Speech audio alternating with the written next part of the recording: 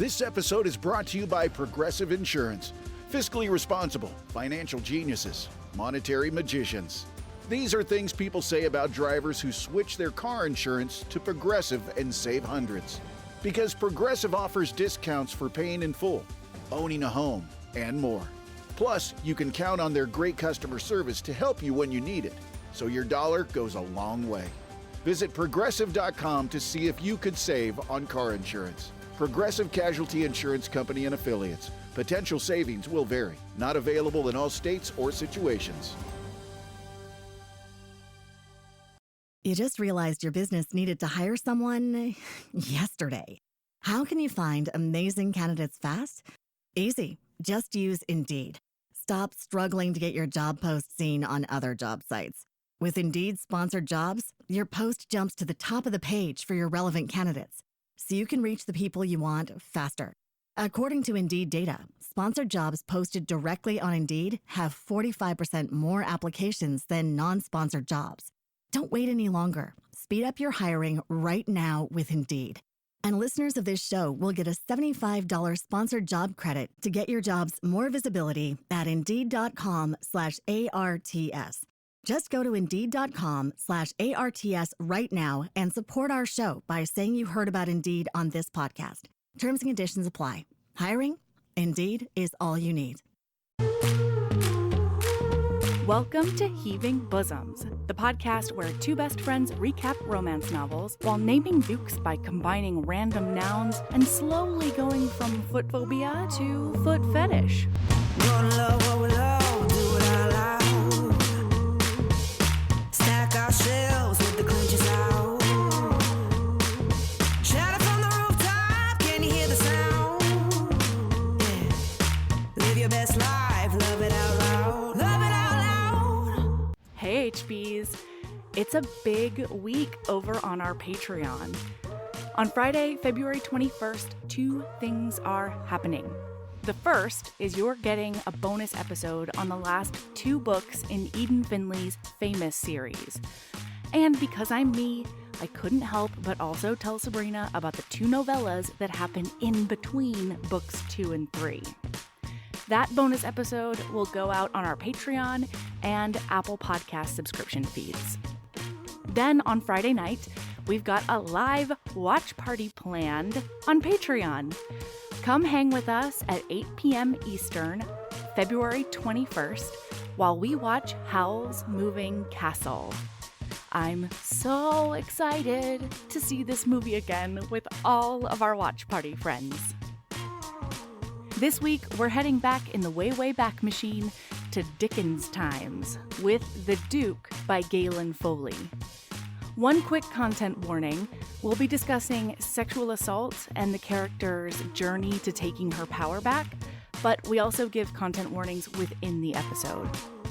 All right, without further ado, here's part 1 of our recap of The Duke by Gaelen Foley.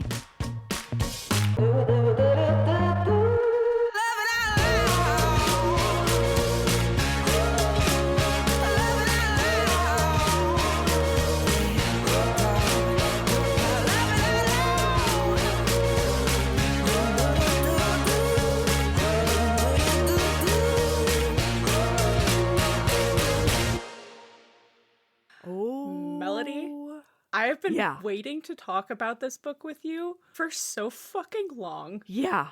Okay, listener, we're doing The Duke by Gaelen Foley, and we're just jumping right in because I'm sure we have lots to say. And I've decided I was being like a proactive little baby, and I was like, you know what? 4 days before we record, I'm going to start, even if I don't like the book, I will read at least 25% of the book every day. I'm going to be good. And the first one was this one, because I need this on record. I was not in a historical mood. This, other than Pirate Boys, is the first historical that I've read in the year of our Beyonce 2025. That is correct. And I started it, and then I blinked, and then I was 71% into the book. Oh boy. Yeah. And now I'm 50% of the way into the second book. I think I might read the rest of them with my eyeballs. which is insane. I think I might figure it out. There's no audiobook for these books. There's no audiobooks. And now Melody might read the rest of them, at least the next one. I might. Look, it might take me 4 months, but I might just do it. Okay, I've never even heard of Gaelen Foley before. I had never encountered them either. Yeah, never encountered them. And I'm pretty stoked about it because the premise of this book is pretty great. And this morning, I think I was like 60% through the book because I fell asleep last night. And so I just cozied up on my couch and read the last 40% of this book this morning. And it was one of those things where I was like, I blinked and then, book is done, you know? And like book is done. So one of the reasons we're jumping right in is because a lot of the setup in the first, 20% of this book is completely done by like 55% of this book. And then I was like, what more do we have to do? What more could possibly happen? Yeah. And then, I mean, we just went on a journey that I couldn't have, I didn't Sherlock Holmes the outcome. Any of it. I'll tell you that much. I Sherlock Holmes like a millimeter of it. Luckily, it's not Sherlock Holmes in 2025. Yeah. We're done with that. There's no expectation for Sherlock Holmesing anymore. But just right here, right now, in my brain parts, I did just come up with the fact that our heroine's name is Belinda. She also goes by Belle. And I just need to pat myself on the back for that. What's his name? No. It's Hornsbill. It's we actually Hawksbill?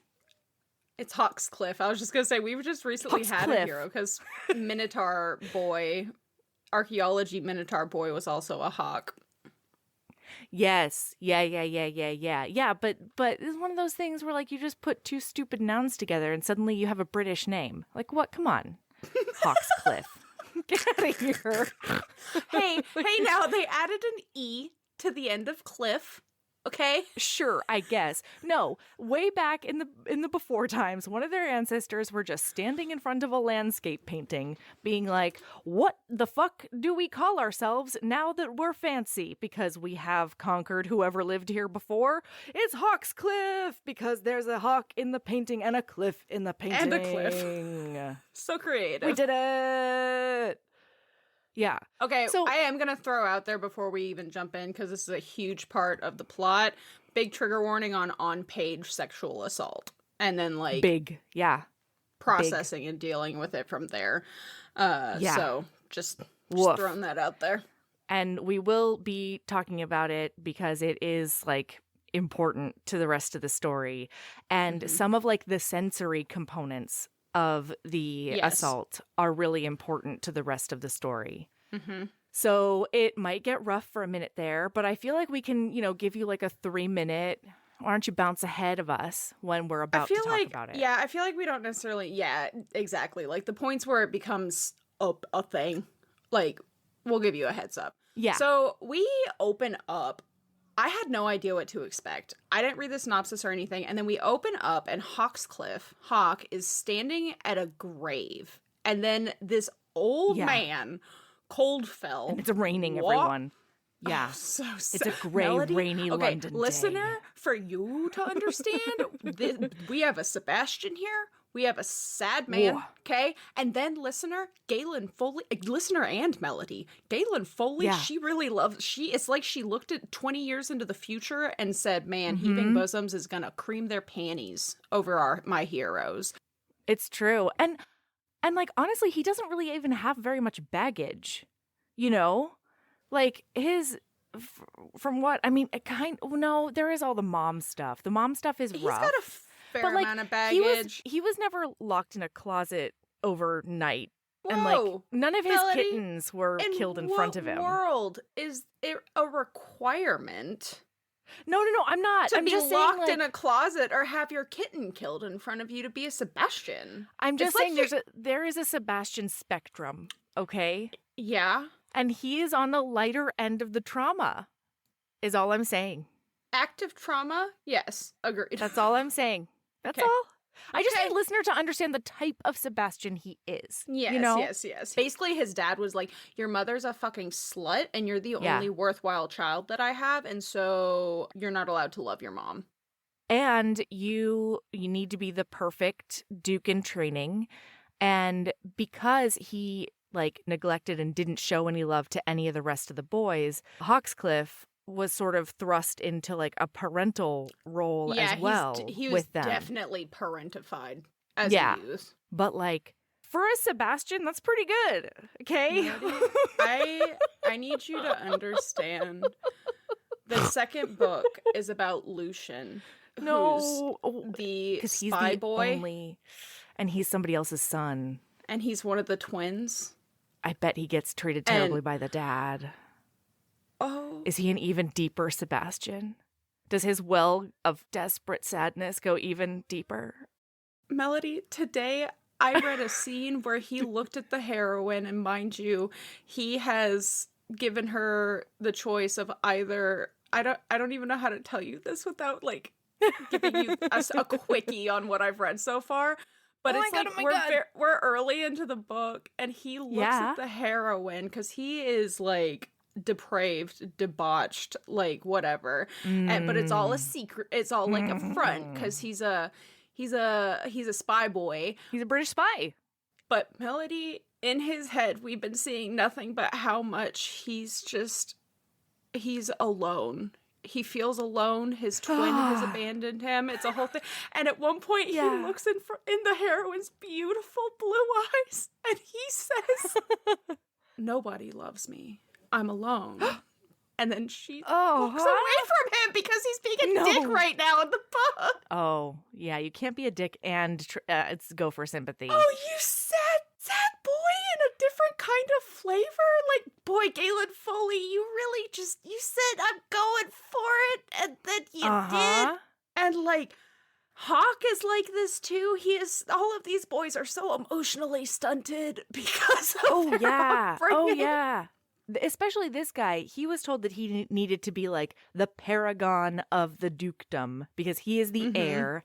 And his mom had a bunch of affairs after she gave the dad this heir. And so all the rest of the 4 boys after him are other people's kids.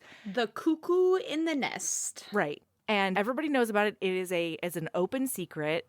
And everybody calls her the Hawkscliff whorebag. Georgiana. Whorebag! Is that what her you title is amongst the ton? What is it actually? The Hawkscliff harlot. Harlot! Duh. It's not whorebag. That's too modern. So anyway, his mom is the Hawksville harlot.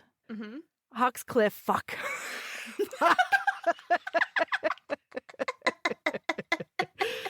Anyway, and like the parents hated each other and it was a mess and he was never allowed to love his mom, and he still like will not speak of her because he has his youngest sibling is a girl, and they have the same dad. At that point, it was like she described herself as like a kiss and make it better baby, which like that's never a good sign. 4 other children have come in between, and he accepted all of these children, quote unquote, as his own. Like, they are, according to the logs, the book of fancy man pants in England, they are his blood children. Because I guess he was like, I don't want everybody knows that my wife is cuckolding me all over the country, but also like I don't want like the next generation to know. You know what I mean? Like there's no reason to say it out loud.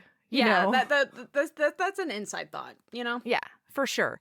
So anyway, he's standing at this grave, okay? And it's raining and it's drizzly and it's gray, and there's this old craggy man who's like, using his cane and limping up to it, and he's just looking forlornly at this beautiful mausoleum.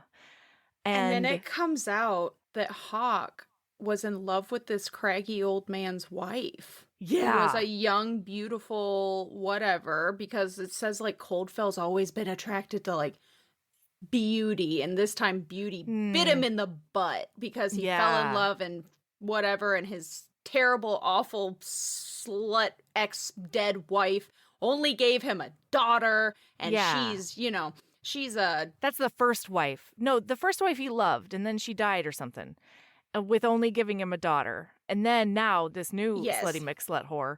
Well, he doesn't say that. He doesn't know that. What he says is that, like, they didn't have the most passionate marriage, and she was incredibly young and incredibly beautiful, and he knows that Hawkscliff was in love with her, and, like, to the point that he tries to leave as soon as Coldfell gets there. And then when he's like, no, please stay. Because he's honorable. He's like, I'm not going to be here while you're grieving your wife that I was deeply in love with. Right, that I just dreamt about boning. But he looks at him and he says, I never touched her. On my honor, on my family's name, I never touched her. Nothing ever happened. And Coldfell's like, yeah, I know. But she drowned. But she drowned, like, with a head wound. And so everybody said that it was, like, this really terrible accident. But Coldfell is like, I have some spidey senses happening, though. And Hawkscliff is like, I do, too. I don't think it was an accident. Like, do you have any theories? Well, and I thought Coldfell was suspicious because this scene is, like, in his head.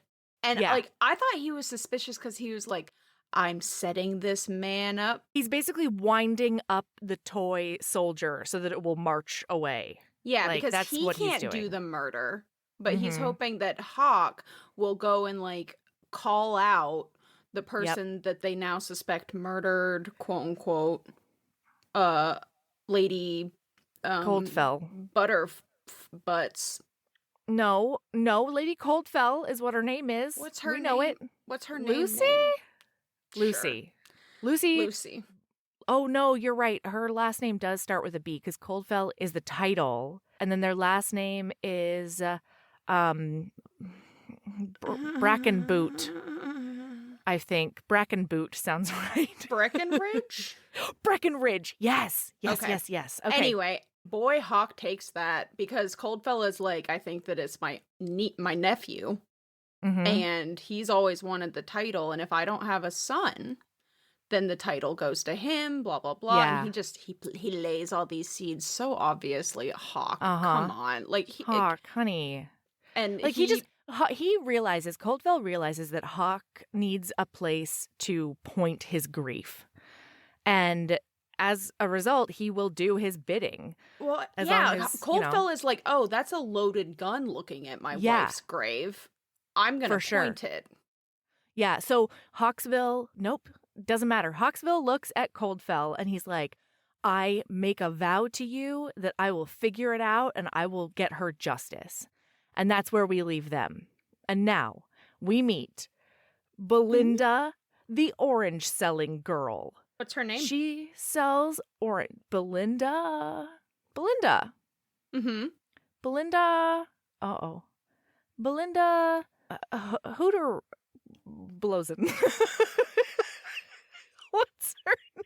Hooter Blosen? That's it now. Yeah. So anyway, we meet Belinda Hooter Blosen, and she is an orange seller, but she used to be a lady, and we find out that the nephew that Coldfell just pointed Hawk at, Dolph Breckenridge, is boy.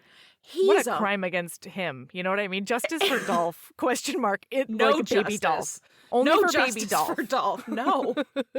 I mean, he turned into a There's monster, no but he had to live his way. entire life called Dolph. There's no way that Dolph Breckenridge did not come out of the womb drowning kittens in a lake. Like, I mean, that's fine, but Melody. Dolph definitely didn't help. It's like naming a girl Dorcas back in these times. Like, what are you doing? To be fair, both of those names were probably just names in 1800. But nowadays, looking you know at what I mean? Aged like milk. So anyway, Dolph is the biggest shithead in the entire world. He's like, hey, I have like an ounce of power and I'm going to use it to manipulate and hurt women. And yeah, so and she's beautiful. She's got that flaxen blonde hair and she's got those blue bonnet eyes. And she is just the picture of beauty. And so he meets her at one point because she is a teacher at like a finishing school nearby. He meets her, he decides that he's going to marry her, and she decides that he's totally lame and never is that going to happen because you're a tool, and that's just the end of it. And so Dolph, she's also engaged, essentially. Like, not like on paper, but she knows that she's going to be marrying Mick something from her childhood. Like, he's off at war right now, but like it's known that when he comes back from war, they're getting married. They're childhood lovers, or loves, not lovers, but anyway. Yeah, but he's like off on the peninsula doing Mick Bravo stuff. His name is Mick Bravo. That's what his name is. Gross, Melody. That is so funny. I love you. I love it. So anyway, yeah, and so she's just like, no, that's definitely not going to happen. And so Dolph systematically ruins her entire life so that she has no one else to turn to, and he thinks that that will make her turn to him for safety and rescuing. So he gets her dad thrown into the clink because debtor's prison. That's the one. Yeah, because he's like, so Belinda, much like Belle from Beauty and the Beast, has a kooky dad, you know? Well, she's got one of those kooky dads. Oh my God. Nobody really understands. He's always doing weird shit. And his obsession is like super old manuscripts. Yeah. And, you know, delving into first-person perspectives of historical events and shit. And so he's been buying all of these like old, beautiful tomes, reading them, and then just giving them to a museum. And like, that is noble of you, kooky dad. Except you're buying these on credit, kooky dad. That's a problem. So he's 3,000 pounds in debt, and Dolph puts pressure on all of his debtors, being like, you need the money though, right? Don't you need that money? I wonder if you could get that money like tomorrow. No? What do we do with people who can't give money? And so he's in debtor's prison. He then starts visiting her every single day at this finishing school and making such a gross nuisance out of himself. And then is like, she loves making out with my balls. Wow. That's exactly word for word. So he goes to it, the headmistress okay? and he's like, she loves to gargle with my cum, actually. Yes. Yeah, I asked her to tea, and then suddenly she was teabagging. It was great. Yeah. Oh, man. You just realized your business needed to hire someone yesterday. How can you find amazing candidates fast? Easy. Just use Indeed. Stop struggling to get your job post seen on other job sites. With Indeed sponsored jobs, your post jumps to the top of the page for your relevant candidates, so you can reach the people you want faster.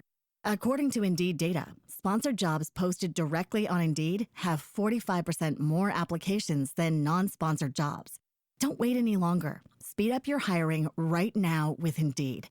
And listeners of this show will get a $75 sponsored job credit to get your jobs more visibility at Indeed.com/ARTS. Just go to Indeed.com/ARTS right now and support our show by saying you heard about Indeed on this podcast. Terms and conditions apply. Hiring? Indeed is all you need. So he gets her fired from finishing school. And so then he's like, and obviously that will then make it so that she comes into my arms. But no, she's decided she's going to be an orange seller by day and a seamstress by night. Well, because in her head, she's like, all I have to do is I have to make it long enough for Mick to get back. Mick is going to be my little savior. And I can do this. I can make a living for now doing seamstress stuff and like making sure that my dad is not in the rough part of the prison. He gets his own special room. Mm-hmm. And she's making it happen. She is. And while she's selling oranges, she bonds with a couple of those urchins because it is Dickens times. Dickens times. And I would argue that Hawkscliffe is the reason Dickens times continues to exist. All right, Hawkscliffe, you're not doing anything in those House of Lords.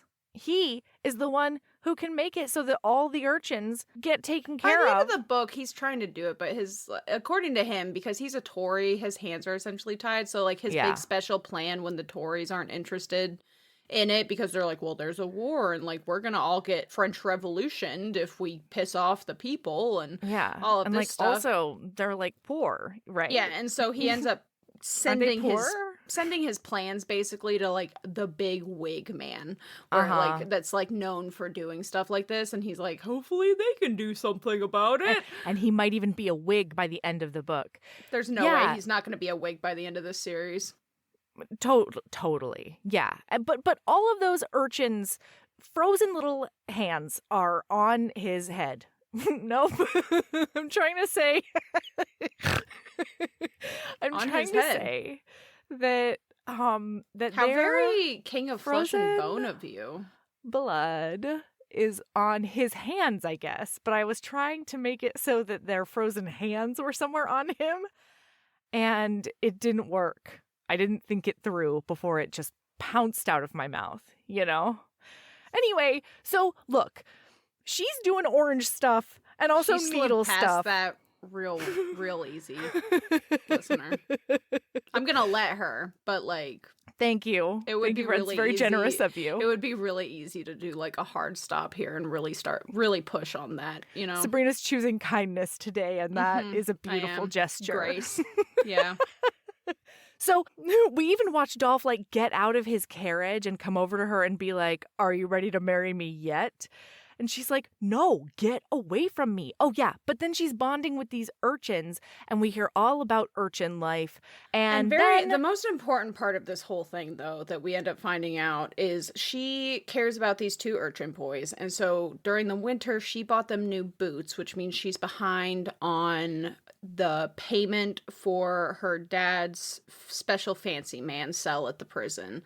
And which is just like a solo cell. That's all it is. And her caring, basically, about her father is what sets off the rest of this book. Her ultimate demise. Yeah. Yeah.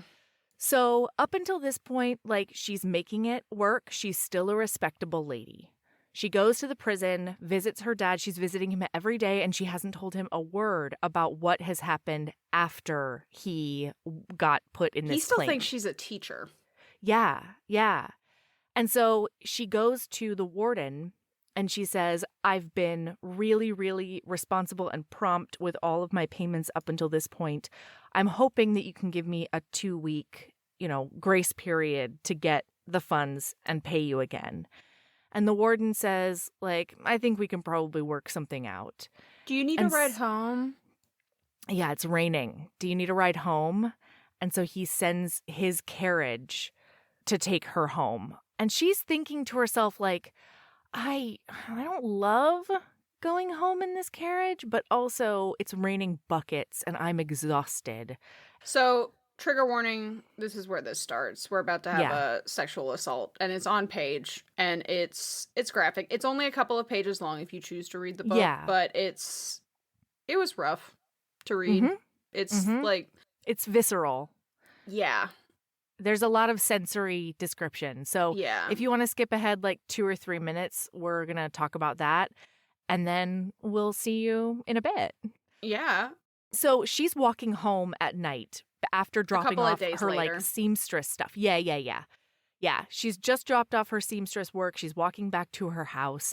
And right as she's just about to get home, somebody in an alley pulls her into it and pushes her up against the wall. And it's that gross, slimy warden. Yeah. And he puts her hands above her head. He holds her hands above her head.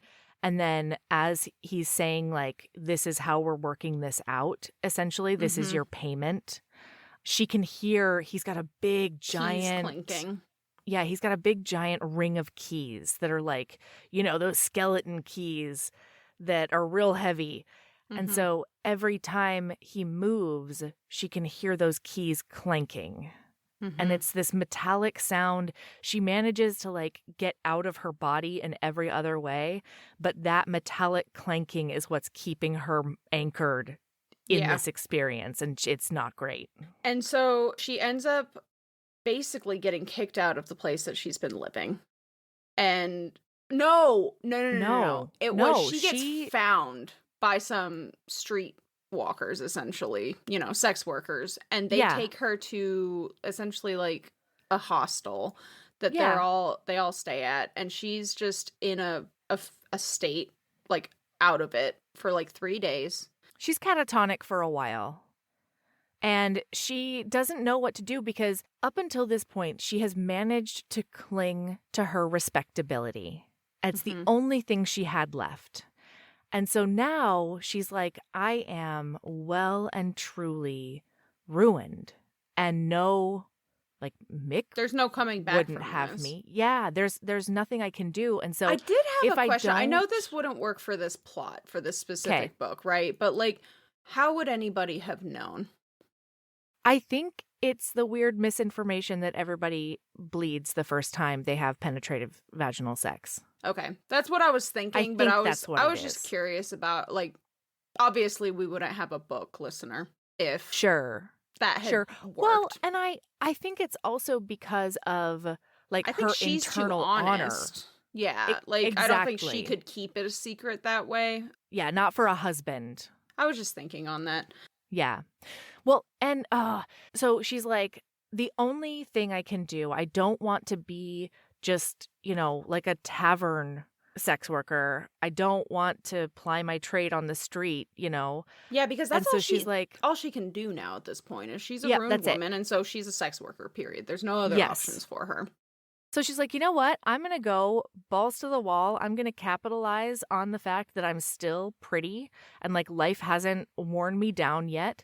So she goes to the most famous courtesan's house and applies to be her protege, basically. She approaches this lady and she's like, if you help me become a courtesan, I will pay you 20% of all of my take for the rest of forever.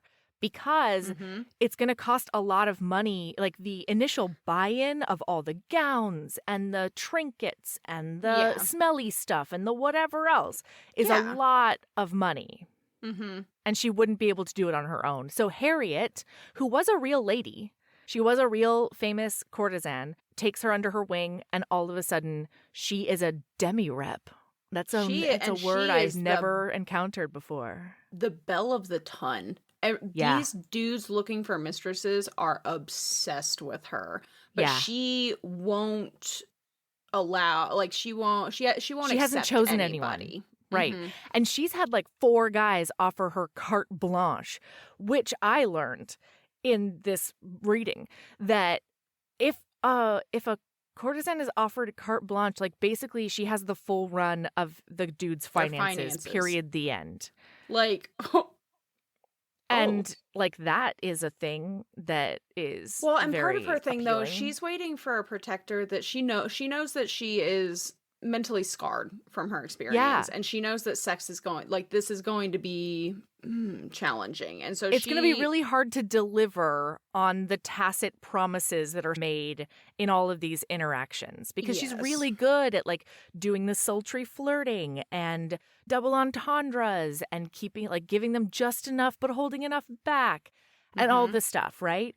But she knows that like when push comes to shove and they want to take her up on her actual services, she might freak the fuck out, understandably. Yeah. So meanwhile, we see from Hawk's point of view that he has figured out how he's going to get in on Dolph. And so he is at some party with Dolph in Brighton. And at this party, he ends up getting the information from Dolph that Dolph is obsessed with this lady, Belinda Hamilton. Like, Dolph is Hamilton. Drunk.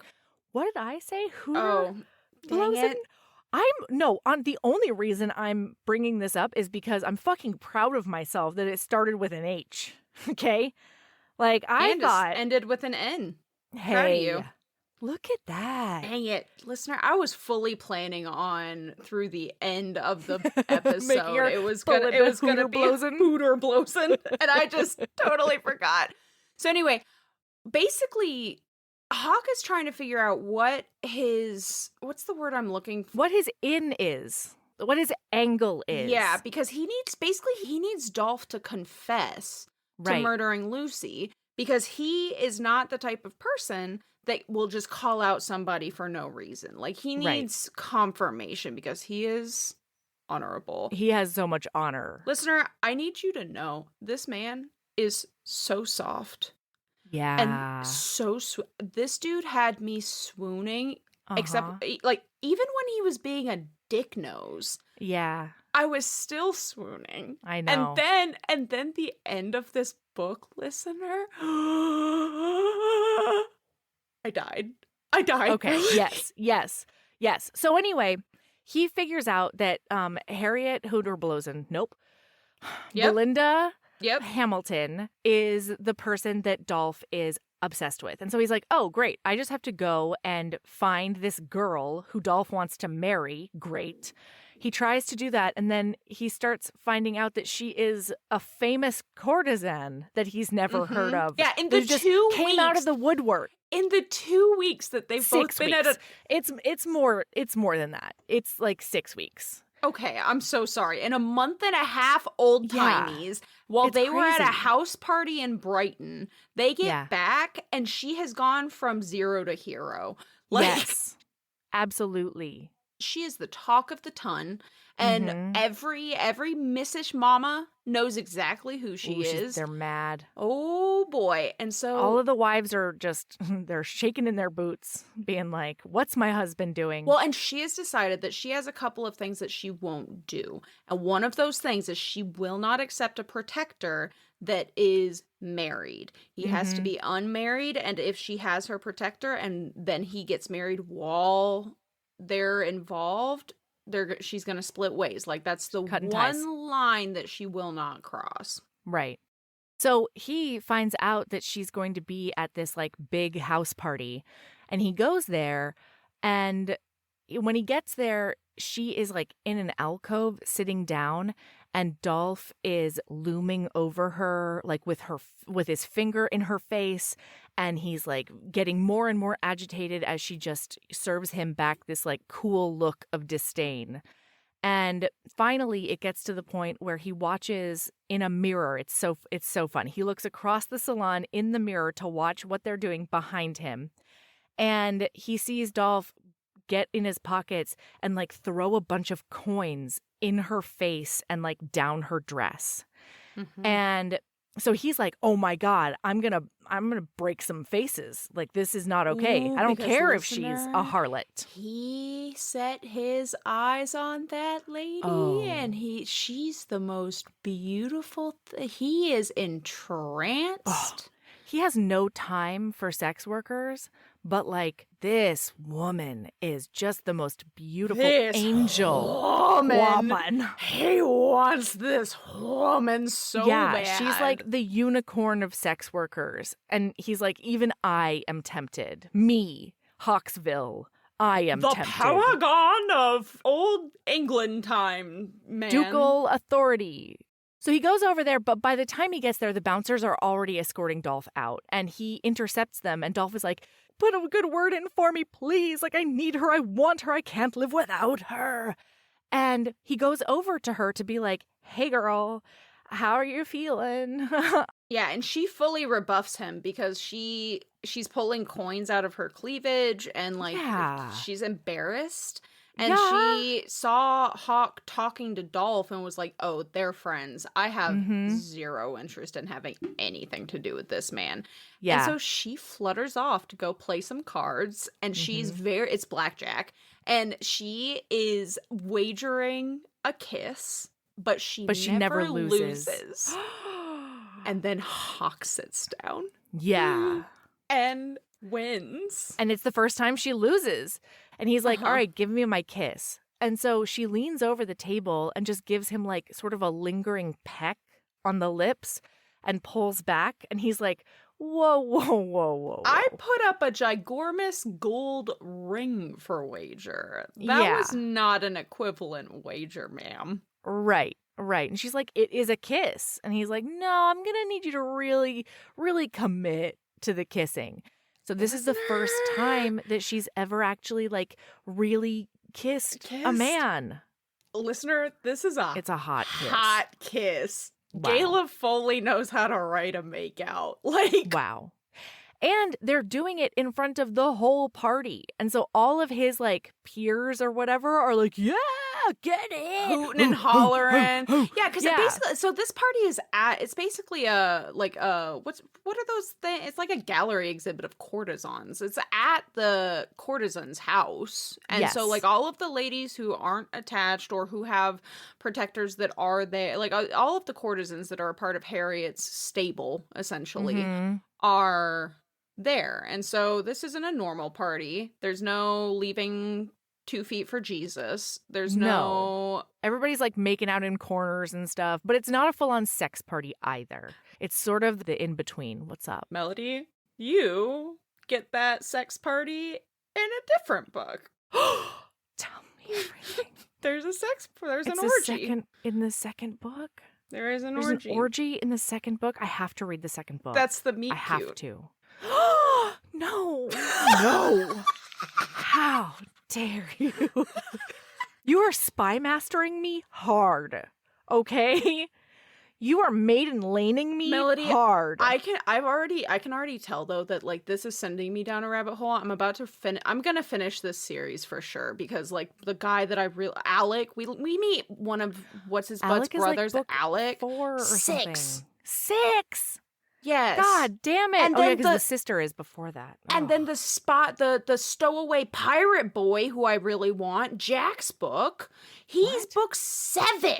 Holy ballsack. And so obviously I'm going to have to read it. And I can tell that I'm like literally as I was reading this book, I was like, fuck, I'm about to finish Spy Master and Maiden Lane this month. That's what I'm doing. I'm going to end up tearing through this series, and then I'm going to read Maiden Lane all the way through, and then I'm going to end up finishing Spy Master and pray that my library nemesis leaves me the fuck alone with Spy Master this time. It's true. And then, who knows, I might get a hair up my ass and finish that fucking, that other series that I had thought I was going to start with the old-timey boys. I have like 4 historical series now that I'm like, alien? You just whiffed. What aliens? For a while. And now I'm gonna fucking obliterate these. So Wow. So anyway, they like flirt and she leaves him wanting more.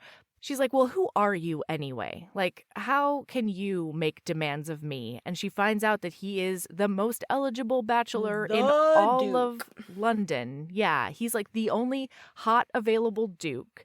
And she's like, oh shit. He would be the perfect protector because he has such a reputation for honor and goodness and protection and all the whatever. And very importantly, when she was kissing him that second time, she wasn't uncomfortable. She figured that the first time she gets physical with somebody, it was going to be very, very uncomfortable. And so the fact that she felt comfortable with him during that, she's like, oh, how do I get that one? Yeah. With so many options, why choose Arizona State University? For me, the only online option was ASU because of the quality. Their faculty was really involved with their students and care about your personal journey. The dedication to my personal development from my professors, that's been extremely valuable to me. Earn your degree from the nation's most innovative university. Online. That's a degree better. Explore more than 300 undergraduate, graduate, and certificate programs at asuonline.asu.edu. You just realized your business needed to hire someone yesterday. How can you find amazing candidates fast? Easy. Just use Indeed. Stop struggling to get your job post seen on other job sites. With Indeed sponsored jobs, your post jumps to the top of the page for your relevant candidates, so you can reach the people you want faster. According to Indeed data, sponsored jobs posted directly on Indeed have 45% more applications than non-sponsored jobs. Don't wait any longer. Speed up your hiring right now with Indeed. And listeners of this show will get a $75 sponsored job credit to get your jobs more visibility at Indeed.com/ARTS. Just go to Indeed.com/ARTS right now and support our show by saying you heard about Indeed on this podcast. Terms and conditions apply. Hiring? Indeed is all you need. This is your before and after story. Prepare for an incredible career in nursing. At Southeastern College, experience expert hands-on training. Learn real-world skills in our professional lab and simulated settings. And train for opportunities as a practical nurse, registered nurse, or career advancement with our RN to BSN program. At Southeastern College, your future is bright. Visit sac.edu to get started. But listener, she doesn't have to follow him and find him because he calls on her the next day. And it's bing, boom, bam. He goes from, hello, I'm still the Duke of Hawksville, to, I want to have a situation with you, and I want it to be kind of weird because I don't want you as a courtesan. I want you as a partner in crime to get Dolph, right? Yeah, and because he's honest with her. He's like, I need to basically. So he goes up to her. He's in her salon, and they're talking, and he's realizing that she is a smart political lady because she's been reading his essays and things like that. Mm-hmm. And he's like, oh, there's a brain in this one. Okay, yeah, and he's so. I can't read you all of the quotes I have from this book, listener. I want to read every quote, but I've already passed over so many because I was like, no, this isn't.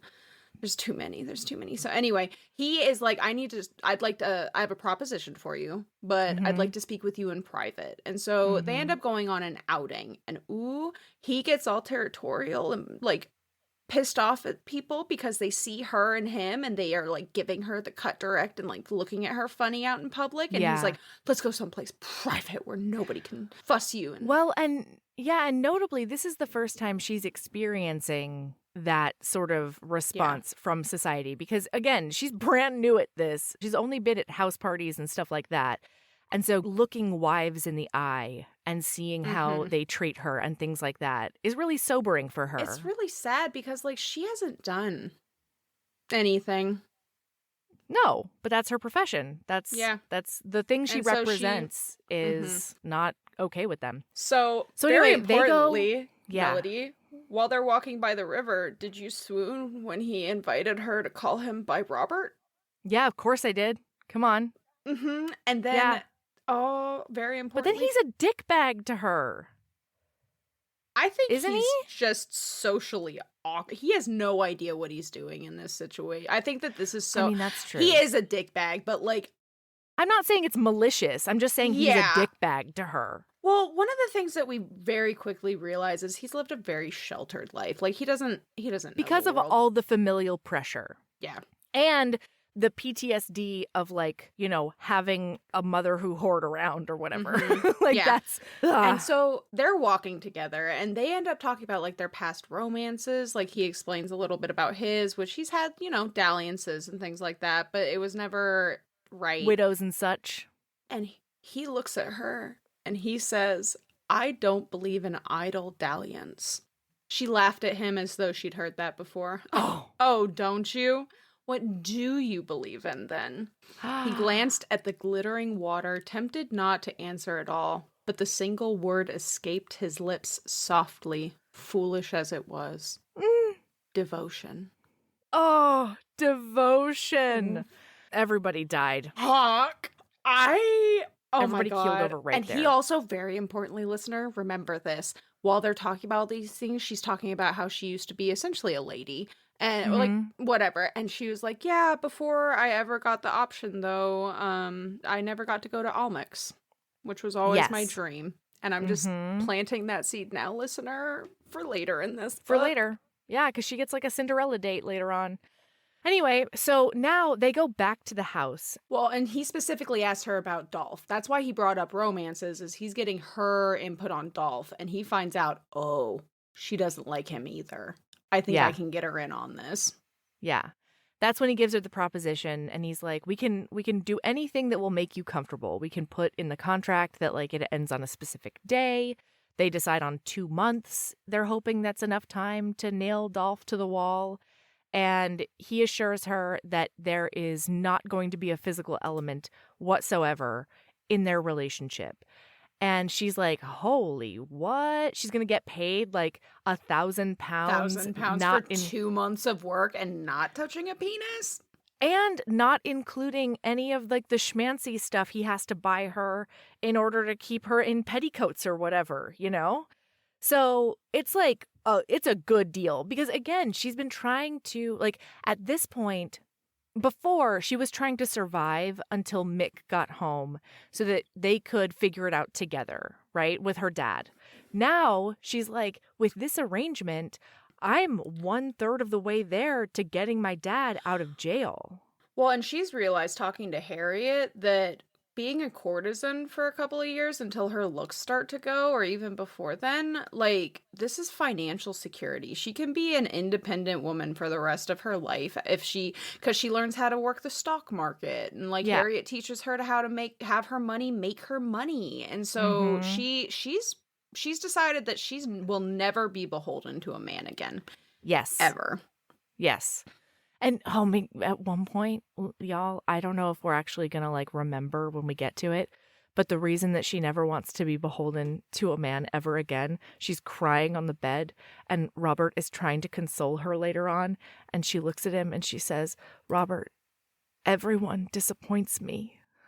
Or like everyone deserts me. I think it's disappoints. I can bring it up when we get there because I do have that whole quote. Okay, but you great. can also bring it up now if you want. No, it's so good. So anyway, they get back and they do the contract, they sign all the stuff, and then they hear like a bang, bang, bang, and Dolph is out on the street screaming his bloody head off. Hawk goes down there and she says to him, "Be careful," she called after him anxiously. Hawkscliff paused in the doorway and slid her a dark smile. "Never fear, Miss Hamilton. Sometimes the bear wins." Sir. Mm-hmm. And that's because Dolph is like a trophy hunter. Yeah. He's got a scar over his chest that's bear claws. Mm-hmm. Because, but he got the bear that time. Anyway, so Breckenridge, Dolph, is like, "You betrayed me. She's mine." And he, points out to her that she's a sentient being. He literally says she's sentient and she gets to decide what she's going to do with herself and she doesn't want you. So yeah, I'm going to have an arrangement with her, an agreement. And weirdly, this is not normal. Part of their arrangement is that she's going to live in his house with him. And normally the courtesan does not come. Yes. Yeah, because that's the only place that he knows for a fact he can protect her from Dolph. So he ends up throwing Dolph out on his ear and he yeah. We're going to skip over a fair amount of this aspect of it, but we have a lot of scenes of them getting to know each other. They flirt a little bit. There's no physical anything. She's living in the house. She takes over the ladies' part of everything because his head housekeeper is like, "Well, I won't stand to have a courtesan in the house," and he's like, "Okay, well then leave." So she reassigns herself to like a different house under his his umbrella. And so she's like, "Oh, I can take care of all of that. I've trained to do it my whole life." Meanwhile, he doesn't know really anything about her past. And so he's like, "Are you sure?" Very good at sliding away from questions that he asks her. Yeah. And so she's like, "Yep, leave it to me. I will be the lady of the house, like in everything but name, and you don't have to worry about it anymore." And she whips the servants into shape pretty quickly because it's clear at the beginning that like they do not respect her and they will not listen to her. And then she lays the smackdown on them verbally, being like, "I have the authority to fire any one of you." Well, and we don't see that conversation, but they listened. They were like, "Okay, this is the lady of the house now." Yeah, absolutely. So then we have a little montage of like shopping. It's the next day. They go shopping together. He gets her the most beautiful carriage, like the fanciest carriage and the fanciest horses. And we see like all of the guys like following her behind. Like they're all entranced by her. And he's just like, "Yeah, he's so proud. My lady. That's my lady." And then we do see her run into Mick while they're out. Oh my God. And Mick is like, "Well, wait, while they're out, because she asked him to go to another store because she wants to get him a present this time." And she gets him an engraved flask that has like a flirty little paragraph on it for him. And it's like the sweetest thing. And he is kind of mystified by this because he's like, "Why are you buying me presents? This isn't how arrangements like this work." And she's like, "It makes me happy. I want to take care of you too." And like, everybody's been like, "Where's Mick?" And she's been like, "Obviously he's still on the peninsula. Like he would be home if he had the opportunity." No, turns out he's been hoeing around. Yeah. So he just comes walking up the street with like 2 of his redcoat buddies. And all of a sudden he's just like, "Ah, Belinda?" And she goes white as a sheet. She freaks out. And Hawk manages to like get her into the carriage because he's like, "What do you need?" And she's like, "An escape right now." He steps back and lets them talk, but then he realizes it's going a little south. And so he walks up to her and is like, "Do you want me to call the carriage?" And she says, "Yes." And that's when Mick registers that she's fancy with this man. Uh-huh. And then they go home, and he doesn't know how to comfort her. He doesn't, like, that's his biggest thing this entire book. He's like, I don't know how to comfort anybody. Like, that's not in my wheelhouse. How do I connect emotionally with another person? And so they get back, and she's like, I just need some time. And so she goes upstairs, and he finally goes after her, and he can hear her crying softly through the door. Yeah. And he goes in there and he's comforting her. And he's sitting on the bed with her, like stroking her hair. And he's like looking at her and she's like, I was supposed to marry that man. And he thinks, he's like, he hates that. Well, he also doesn't register exactly what she's saying because he doesn't know that she's ruined the way that she, you know what I mean? Like he thinks that she became a courtesan entirely by choice. And because of greed. Yeah. Because her station in life wasn't enough, even though she was part of the gentry. Yes. And so she's like, there's no point. I may as well be a courtesan because I'll never find love. And he's like, you're so young, though. Like, a broken heart isn't enough. And in her head, she's like, it's not a broken heart, buddy. Like, nope. I'm ruined. And also, I'm never going to fall in love because when a courtesan falls in love, she's destroyed. And he's like, fuck, I don't even know what to say to that. And then she says, everybody fails me, Robert, she whispered, staring at him, a young girl without hope, without dreams. I won't, he said without a second's hesitation to his own vast astonishment. And then he wants to cheer her up. So he's like, we should go to Vauxhall Gardens. Yeah, sure. I still don't know. I don't know. Vauxhall, whatever. Vauxhall. We're going to Vauxhall Garden. Let's ride up to Vauxhall. So they do. They go to the pleasure gardens and they see all of her courtesan friends and they're all so excited for her. And so they're... Woo! And then they see Dolph and she's like, I'm going to put on a really good show. But part of the reason is just because she's feeling really close to him and she wants to give him affection regardless. And this is just her excuse. So she's like nibbling on his ear and rubbing up on his hand. Yeah. She has her hand on his leg and she can tell that he has a ginormous boner. And she says, oh, Robert, I'm so flattered. Too bad our agreement precludes my helping you with this big, hard problem you've got. She withdrew her touch with a wily smile. You had best behave, you heartless tease, he warned in a ragged whisper. Or what? I don't know, but I will surely think of something in a moment when my head clears. Two can play at that game. And then he puts his hand on her leg. Yeah. Ooh, and then Lord Alec shows up. Yeah, she ends up meeting his brother, Lord Alec, who is another blonde. And so she's like, I don't understand how these two are related.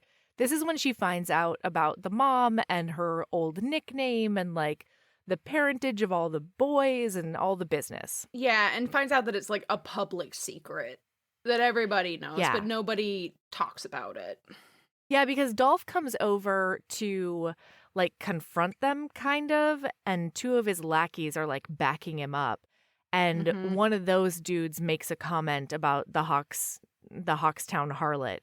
And Alec just launches himself at this guy. And then I'm so ready for Alec's book. I know, especially since it's got to be the companion, right? No. It has to be the What? She has her own book. She does? Lizzie is book 5. Oh, okay. And then the sister is like book what? I think she's 4. Yeah, she has to be 4 because 2 is Lucian and he's one of the twins. Yeah. 3 is Damien, who's the other twin. Right. They're known as Lucifer and Demon. No! Loving that. And then book 4 is Jacinda. Yep. Yeah. Fifth book Lizzie. is Lizzie. 6th book is Alec. And 7th book is Jack. I haven't met a Jack yet, I guess. I haven't met a Jack either, but he gets talked about. He's the smuggler brother that's mentioned in this book. Right. That's right. I'm such a slut for a pirate boy. I know. Okay, so anyway, they have this whole brawl. Dolph and everybody else gets kicked out. But before that happens, Hawkstown goes over to him and he's like, I know that I have something that you want, but what if I told you that, like, she's not even damaged goods yet? And if you give me what I want, then I will exchange her for it. And he's like, what do you want? And he's like, I think you know. Confused. And Dolph is like, I super don't. And I want to give you anything to have her. So, like, tell me. And he's like, I'll be in touch. And Dolph is like, stop being so opaque. Why like, are you being such words. a fucking weirdo, dude? Yeah. Oh my God, it's great. It's so funny. It's really good.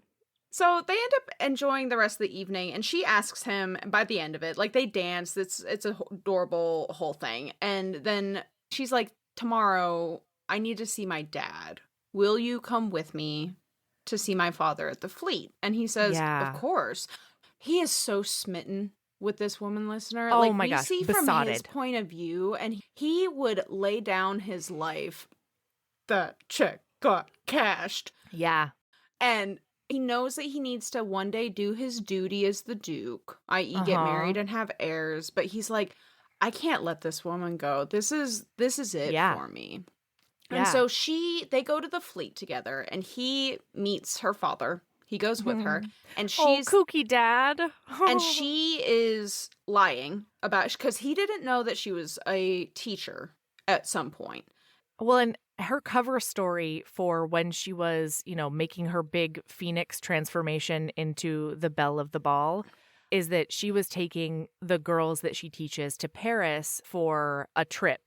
And so when they get there, Hawk has no context whatsoever. And the dad asks, like, how do you know each other? And before Hawk can say anything, she says his sister, like Belinda. Jacinda. I feel like this is something you give a man a heads up on. Sure. Before you walk into that room and say, hey, surprise, I know your sister. Yeah.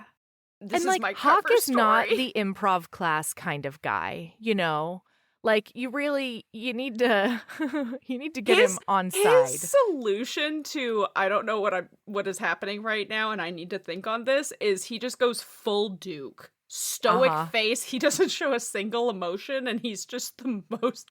When you think the Paragon Duke, that is this man right now. He is stone-faced. Yeah. Yeah, so she, like, gives him a bunch of gifts and catches up with him and lies to him a bunch. And then as they're leaving, he wants to take her a different route because they can hear somebody being brutally beaten up. Mm-hmm. And he's like, I don't want you to see that. But she needs the warden to see that she has friends in high places now. She needs the warden to see that she is untouchable, and so is her and dad. that she's not afraid of him anymore. Yeah.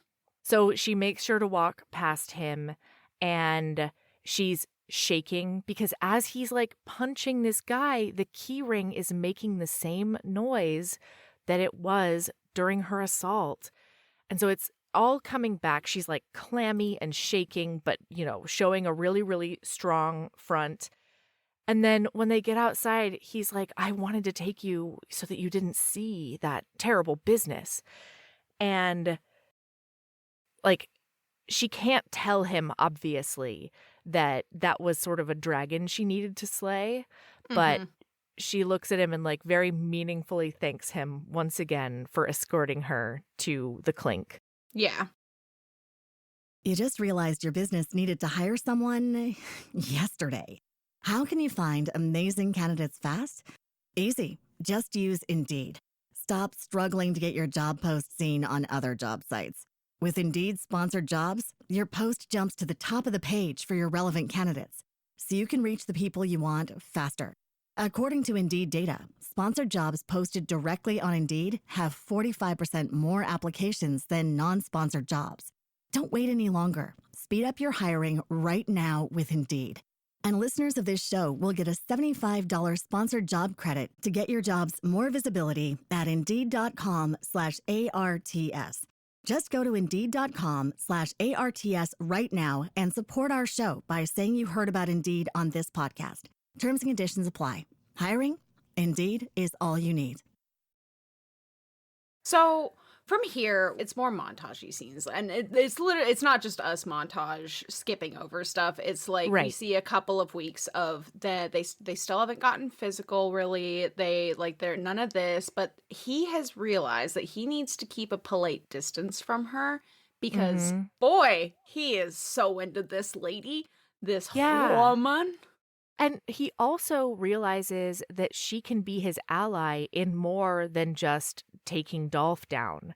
Because as she's like at the pleasure gardens and a couple of other places, they run into some of his like really terrible Tory colleagues who like love making sure kids get hung. Boy, they for love stealing poverty. Bread. Just if you can take an urchin and hang it by its neck, these guys are there. If you can kill an urchin for trying to survive. If you can get an Oliver Twist and stomp it with your boot, ooh, these guys are at the table. And like the stodgiest ones are the sweetest to her. Even ones who don't have mistresses because they're in love with their wives, they're like, I love her. She's my favorite. She's just like a little pet, you know?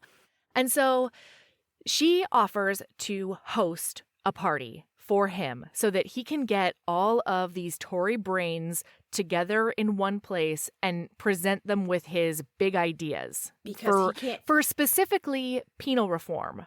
Like he's really, really in. Did I not say that right? No, you did. I'm so sorry. I'm a child because next is Oh my God. Oh my God. So anyway, he we're gonna be reforming some. He really wants to reform the laws and like the punishments for certain laws. Because right now, literally, kids are being hung by the neck until they are dead for like picking a pocket. Well, and it's the poverty to prison pipeline is what it exactly. They're born poor. They do what they need to survive. They're literally, he ends up finding out later, she shows him like these like sad fucking buildings with like 50 kids shoved into them, and it's a bunch of kids that are being trained to be pickpockets and sex workers. And more than that, it's just a place where they can all be together to share body heat. That's really what it ends up being. It's awful. So anyway, he's working really, really hard, and he's so stressed, Sabrina. He gets home and she sees him and she's so happy to see him. And she's like, I have dinner ready for you. And he gets to eat. And then she's like, I have a surprise for you.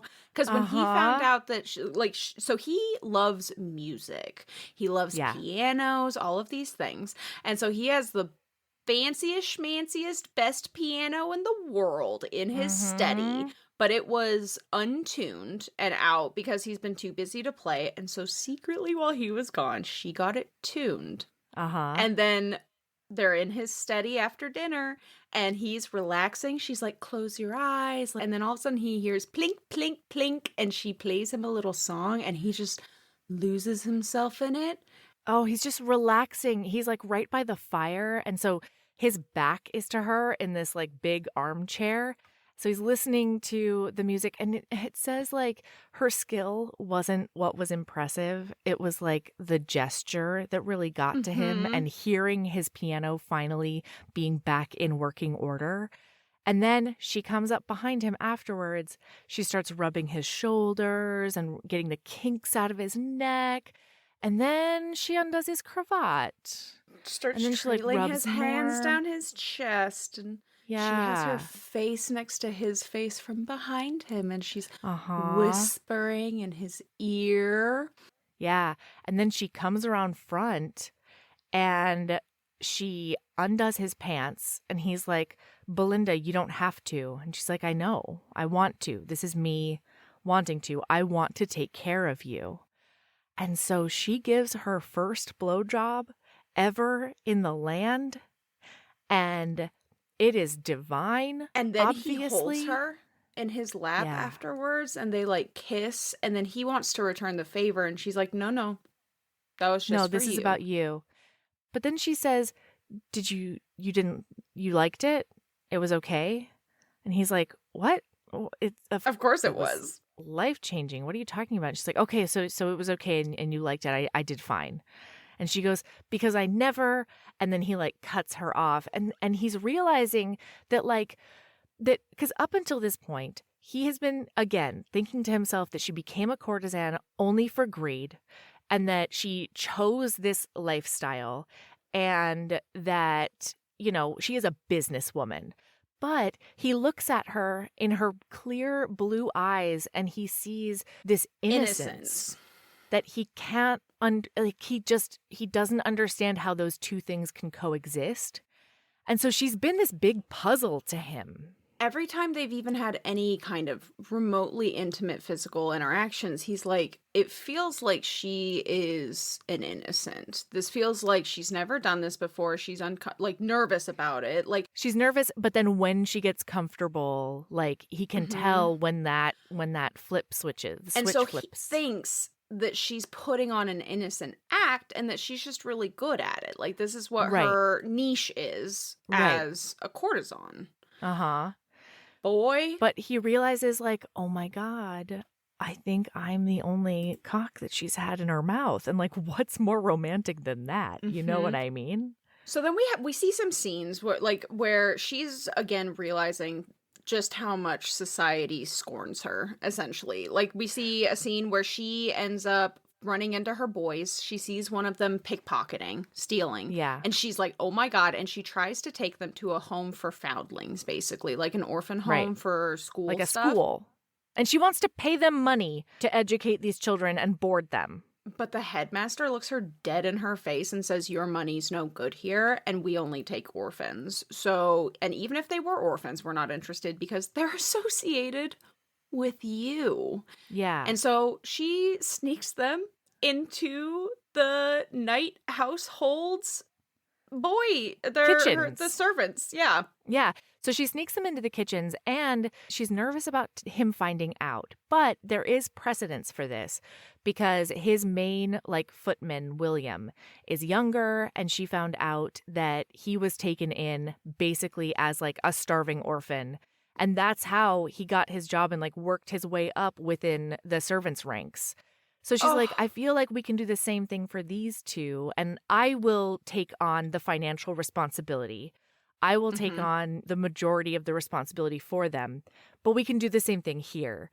And the other thing that I think is really important about not only how she's really viscerally feeling how society reacts to her is every single time they do something further. Like right after the blowjob, she goes back to her room and she's feeling like she kind of wants to cry, but it's not because she regrets it.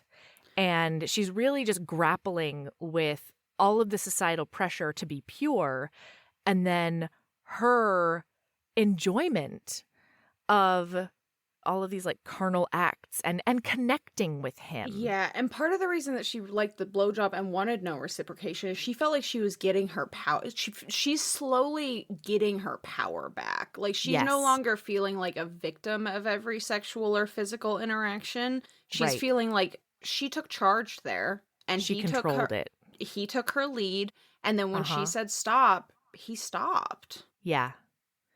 So we start seeing her permit more and more. And one of those times she's in her room and she decides that she needs to take a bath. And he knocks on the door and he's like, it's me, and goes to go in because that's a normal thing they do. Yeah. But he sees his flaxen-haired beauty just naked in that bathtub, okay? He's seeing more than just an ankle, and she's pulling the suds up to cover all of the necessary bits, and she pulls her legs down because once again, those alluring ankles. And he's like, oh, hello. Oh, what do we have here? Well, they get talking about politics, and he looks at her and he says, I refuse to speak of politics for a second longer when there is a naked woman bathing in front of me. No man is paragon enough for that. She draped her elbows on the rim of the tub and smiled archly at him. Are you flirting with me, Hawkscliff? Trying to. Do you intend to just sit there and gawk at me while I bathe? May I? I prefer it if you made yourself useful. Come and scrub my back. Is that an invitation? More of a command, actually. Ooh. It's so good. And so he does. He goes and like helps her suds up and everything. And he ends up. Yeah. Very importantly in this scene. Okay. I think I'm being inoculated over the course of this podcast. Okay. To feet. Oh. Because there was a scene where interesting. He's kissing all up on her feet, and I loved it. You were fine with it? I was so fine with it. He is washing her back, and then he's like, it's time to wash your feet, wash the rest of your body. Give me your legs. And then he rinses her foot and then brings it up from under the water and kisses the top of it. And she says, my goodness, Robert. Ooh. And then he gives her a lazy, wicked smile. And when he speaks, it's soft and slow and lulling. And he says, isn't that what you want, Belinda? A man who will kiss your feet?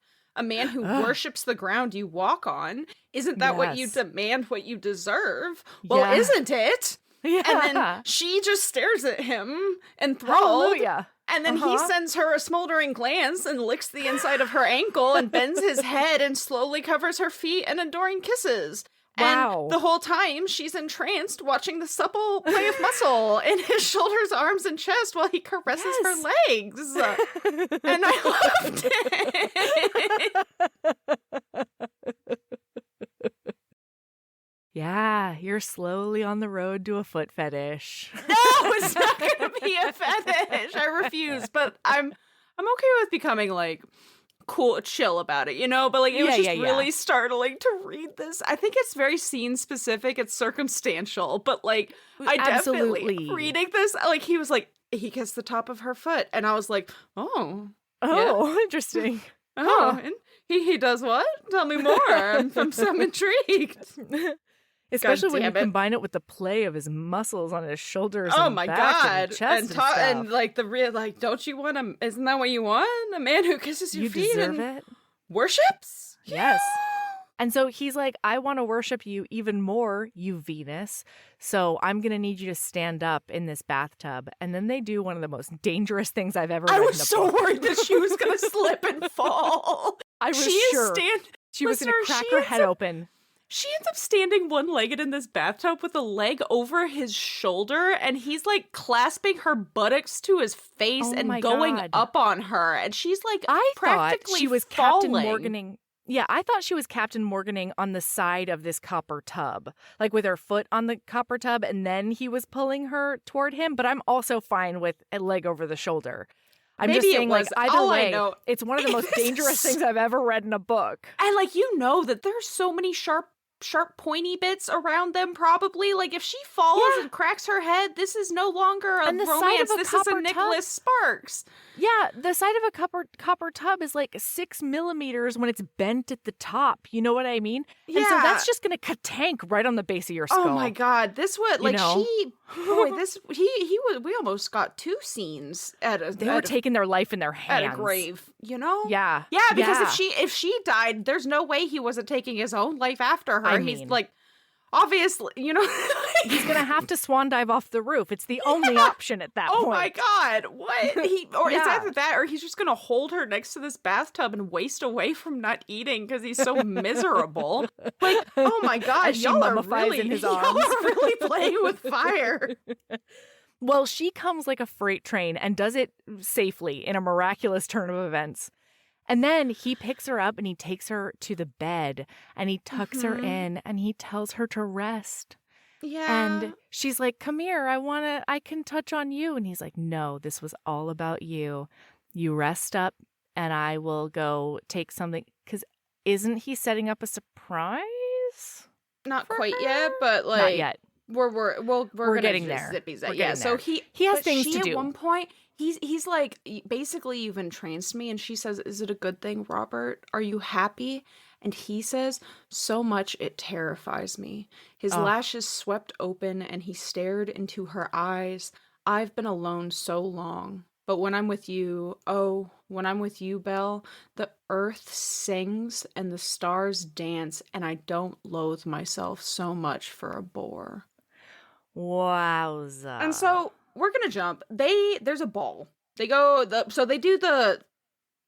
She takes him instead of some other thing. She ends up taking him to show him the sad puppies in a warehouse, and she's like, "Look, they're freezing future babies. They're future thieves and whores. Like, we need to do something about this." And so now he's got a fire lit under his butt little bit, kind of. He sees her in this charitable light, and he's like, "She has never been more beautiful than when he's turned on about frozen kids." She loves to. She's so sexy when she's worried about those future criminals. Hell yeah. So yeah, he's calling for studies to be done, and he's getting the datas, and he's like, who do I need to talk to? Is it the home secretary? Is it the new secretary? Like, I got to figure it out. And then he's also starting to ball. regret. He's also starting to regret the agreement that they've come to. Yeah. Because he's like, fuck, I have to use her as bait still, but because it's the only thing I can do to get Dolph, but like also like I don't want to. Like, she's my everything. So like what am I supposed to do? Like, she has to just continue being my bait because my only other option is to kneel at her feet and confess to the star of the demi-monde that I have become her slave. Yes. Meanwhile, Dolph is actively stalking her all over town. So that's so also creepy. That's also a thing that's happening. She'll just like randomly look across the road, and he's just standing across the road next to his carriage, smoking a cheroot and watching her like a fucking weirdo. Yeah. So now they go to a ball, allegedly, is what I've heard Sabrina say out loud. What happens at ball? So it's the Cyprian ball. Because she can't go to a regular times ball. She will not be welcomed there. And as a result, like, he won't be welcome. It'll be a big scandal. Like, even one of the pivotal points of this book is that, like, even he has limits.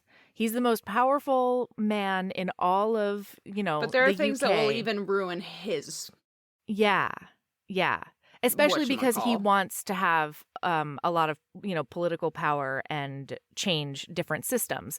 So they go to the Cyprian ball, and she's like networking and chatting with people. She's wearing like the most low cut, hot ice blue dress that he's ever seen in his life.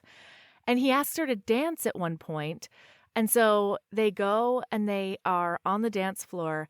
And he's just staring at her. Beneath the gay rhythmic clamor of the orchestra, he heard inside her heart another melody, free and wild and sweet as the piping of a solitary nightingale. Belinda stared at him, her lips slightly parted, her eyes glistening with wonder as though she could hear it too. He knew then. He held her hand, trembling inside with awed reverence. It was no use. The impossible had befallen him. He was in love with her. Oh, and I love this passage specifically because it goes from him being like, we are connected on a cosmic level through this music, and I am obviously so in love with her, and like she knows it too, I can tell. And then it immediately goes to her side, and she's like, he's looking at me real funny. What's going on over there? Oh my God. And then it turns into a thing because Harriet shows up, and she's been telling Harriet this whole time, I'm not in love with him. I'm just blah, blah, blah. And Harriet's like, you're a fucking liar. But this time around, Harriet calls her bluff because she's like, hey, the Tsar Alexander is here and he wants to fuck you for a while. So you should go do that. That's a great step up. So you have to. You have to abandon Hawkscliff and go fuck that emperor. Yeah, and Belle says no. She says, I won't. I'm here with him. And so, boy, she gets back to him. and he thinks that she went to do the thing, and he's so mad. He's like, how could you? And I'm going to take so you. Hurt. Yeah, but then when they get together, it is fireworks. They just start making out like crazy. He cavemans her into the carriage to take her home and goes down on her in the carriage on the way home. Yes. And then she goes down on him in the carriage on the way home. Well, specifically because when he's done going down on her, he's like, I want to fuck you right here, right now. And she's like, yeah, he says, let me make love to you. And she's like, not right now. I'm not ready for that. I'm not ready for that. I'm not ready for that. I can love on your mouth with my tongue. Let's do that. And like, he's not going to love on your mouth with your tongue? What? Love on your dick. That's what I meant to say. That makes sense. With my mouth and tongue? Yep. Yeah. We're going to put all the right anatomical pieces in the right place and order. I'm going to love That's you. That's what Heaving Bosoms does. Yep. God, I love you, Melody, with my brain. Thank you for helping me. Oh my God, you're so I don't know what I would do without you. It's teamwork, you know? That's friendship. Makes the dream work. Uh-huh.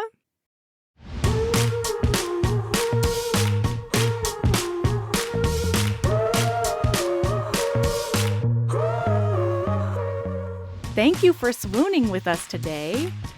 We'll be back tomorrow with part 2. Heaving Bosoms is produced by us, Melody Carlisle and Sabrina Bradley. Editing is done by me, Melody Carlisle. Our theme music is by the incredible singer-songwriter Brittany Fonts, and our art is by the ultra-talented author Kate Pryor. If you like our show, remember to follow us on your favorite podcast app, rate us 5 stars, and leave a review. That one small action is a huge way to help the show.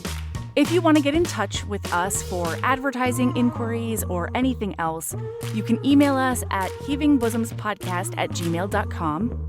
If you want more of us, visit patreon.com/heavingbosomspodcast. You can also find us on Instagram at Heaving Bosoms, on TikTok at Heaving_Bosoms, and in our Facebook group, the Heaving Bosoms Geriatric Friendship Cult.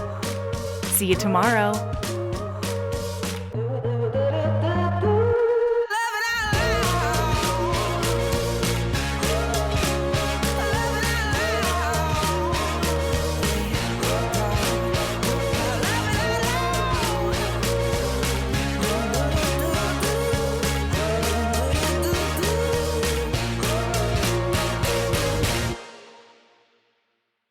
You just realized your business needed to hire someone yesterday.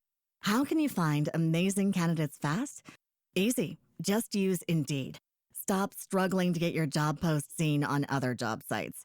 With Indeed sponsored jobs, your post jumps to the top of the page for your relevant candidates, so you can reach the people you want faster. According to Indeed data, sponsored jobs posted directly on Indeed have 45% more applications than non-sponsored jobs. Don't wait any longer. Speed up your hiring right now with Indeed. And listeners of this show will get a $75 sponsored job credit to get your jobs more visibility at Indeed.com/ARTS. Just go to Indeed.com/ARTS right now and support our show by saying you heard about Indeed on this podcast. Terms and conditions apply. Hiring? Indeed is all you need.